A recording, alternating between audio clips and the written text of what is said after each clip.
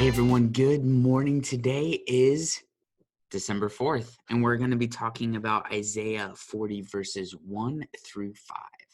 It says, comfort my people, says your God. Speak tenderly to Jerusalem and announce to her that her time of forced labor is over. Her iniquity has been pardoned, and she has received from the Lord's hand double for all her sins. A voice of one crying out, prepare the way of the Lord in the wilderness, make straight a highway for our God in the desert. Every valley will be lifted up, and every mountain and hill will be leveled. The uneven ground will become smooth, and the rough places a plain. And the glory of the Lord will appear, and all humanity together will see it, for the mouth of the Lord has spoken. All right, there are two things I want to point out to you guys and just tell you what they reminded me of.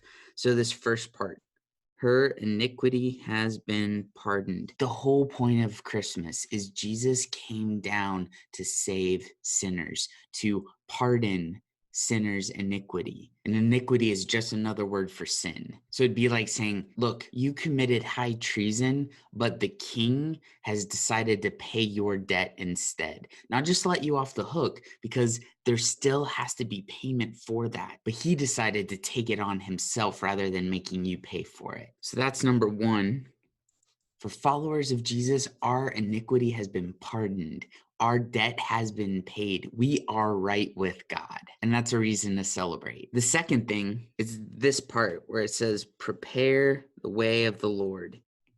So, spoiler alert, when you read the New Testament in the Gospels and it talks about a guy named John, who's actually Jesus's cousin, John quotes this passage talking about like what his purpose is. He was the one who was going before Jesus, preparing the way. And the thing this reminds me of is, how am I trying to prepare the way for Jesus in my different relationships? Am I talking about him? Am I asking my friends, my family, so what do you think about Jesus? Do I actually live like the good news is good news? So two encouragements today. One, remember, if you are a believer, that your sins have been forgiven. You are right with God. And that's why Jesus came. And number two, how can you make the way for Jesus in your own heart? So are there things that are kind of getting in the way of your relationship to Jesus? Are you staying up super late, not being able to get up in the morning to read and pray? Are there things that are distracting you that, especially maybe for this season,